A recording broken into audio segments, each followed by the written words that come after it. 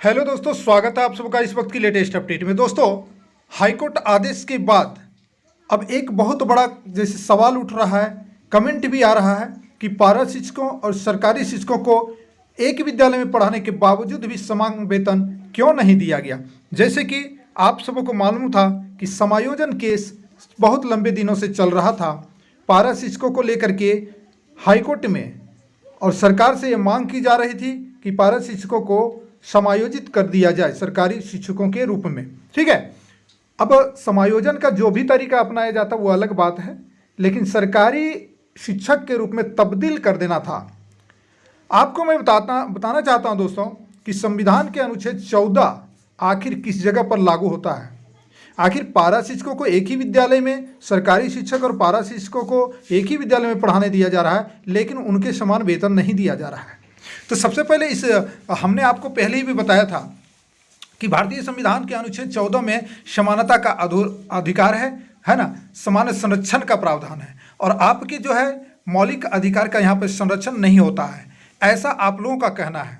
ठीक है, और यहाँ पे हाईकोर्ट पर सवाल उठाना ही मूर्खता होगी। क्यों होगी आप देखेंगे। यहाँ पे देखिए, ये जो 14 है भाई मेरे, वहाँ पे लगता है ये 14 जो आपको यहाँ पे मैं बताना चाहता हूँ, ये अनुच्छेद 14 वहाँ पे लगता है।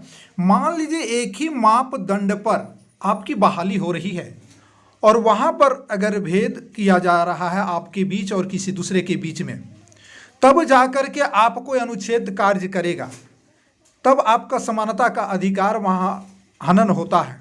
और यहाँ पे जो है आपको बताना चाहता हूँ कि ये समानता का अधिकार आपके पास नहीं था दोस्तों, इसलिए समायोजन केस को लोग हार गए हैं। अन्यथा कोई शर्त पर जो है यहाँ पर हारने का सवाल नहीं था, यानी कि पारा शिक्षकों और सरकारी शिक्षकों को एक समान वेतन सरकार को देना ही पड़ता। इसका मुख्य कारण जानना चाहेंगे तो जानना यही है दोस्तों, इसमें जो आपकी नियुक्ति प्रक्रिया है वो भिन्नता है। अलग अलग प्रक्रियाओं से आप बहाली हुए हैं। हालांकि क्यों ना आप एक विद्यालय में पढ़ा रहे हैं, लेकिन आपकी नियुक्ति की प्रक्रिया ही अलग है।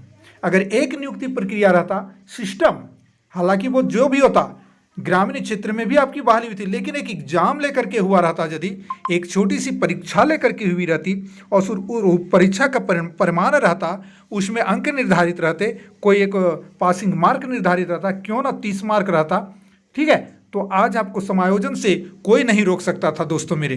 बस यही सवाल आपके मन में आ रहा था और आपके कमेंट भी आए थे और चर्चाएं भी बहुत चल रही थी, तो मैंने चाहा कि क्यों ना इसका स्पष्टीकरण कर दूं। अनुच्छेद 14 वही ना लागू होगा मेरे भाइयों।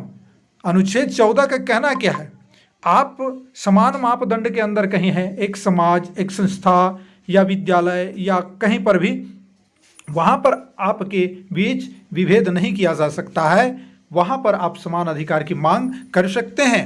हालांकि अगर अनुच्छेद की बात छोड़ दी जाए तो झारखंड सरकार, झारखंड की गवर्नमेंट आपको गवर्नमेंट शिक्षक के रूप में एक नया नियम बना करके तब्दील कर सकती थी, समायोजन कर सकती थी, लेकिन यहाँ की सरकार उस चीज़ को चाहती ही नहीं थी। अगर वैसा रहता तो मुख्यमंत्री हेमंत सोरेन इस कटअप को शिथिलता से पहले कई बार विचार करते और चाहते तो विज्ञापन जारी होने से पहले कर सकते थे, क्योंकि समायोजन की मांग, वेतनमान की मांग बहुत पूर्व से ही मांगी जा रही थी, तो कम से कम ये शिथिलता वाली बात विज्ञापन जारी होने से पूर्व भी कर सकती थी।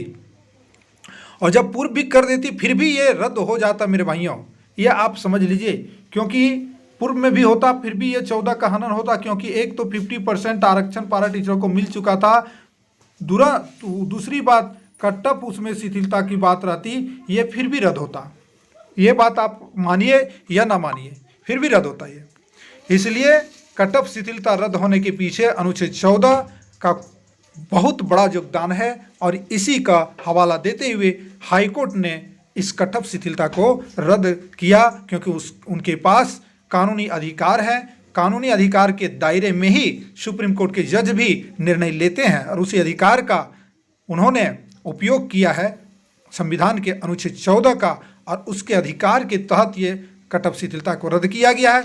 अब आपकी बात निश्चित तौर पर ये जो आप लोग पारा शिक्षक और सरकारी शिक्षक को समान वेतन से नहीं नवाजा जा रहा था, समान वेतनमान से, ये आपके प्रश्न का जवाब मिल गया होगा। हालांकि सरकार चाहती तो आपके वेतन वृद्धि कर करके और अस्थायी रूप में आपकी नियमावली, अस्थायी शिक्षक के रूप में नियमावली बनाई जा सकती थी। ये सरकार पर पूर्ण रूपेण से निर्भर था आपके लिए। फिर दुनिया की कोई जो है, झारखंड की कोई भी गैर पारा चाहे अदर कोई भी आप पर रोका टोकी नहीं करता, क्योंकि विभाग ने आपके लिए एक अलग नियमावली बनाती और उस नियमावली के अधीन आप हो जाते।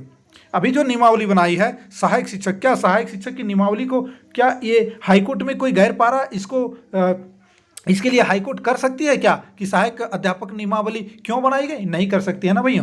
तो यही बात है, इस बात को समझिए।